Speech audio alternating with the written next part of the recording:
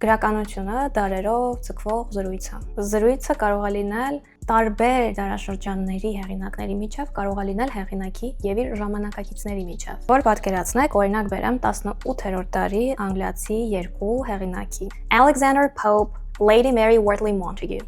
Այս երկուսը մի ժամանակ ընկերներ էին, ինտելեկտուալ առումով հիանում էին միմյանցով, հետո երբ ընկերությունը խզվեց, հակամարտությունը անցավ գրական դաշտ։ Ոնց է օրինակ ռեպերների շրջանակում տարածված է գործերի մեջ իրար նշելը ուղղակի կամ անուղղակի ձևով, ծաղրելը, նվաստացնելը,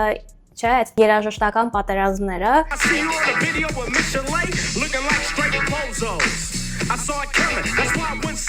Ու այդ արտիստներին լսողները, երբ որ ինչ-որ track-ը զգալի լսում են, հետո հասկանում են ում մասին էր խոսքը, սպասում են արձագանքի, այս նույնը կատարվում է նաև գրականության մեջ, տարբեր ժանրերում, տարբեր ձևերով, բայց խոսակցություններ, երկխոսություններ տեղի են ունենում, ու եթե ընթերցողը տեղյակ չի դրա մասին, մի հսկա իմաստային շերտ բաց է թողնում։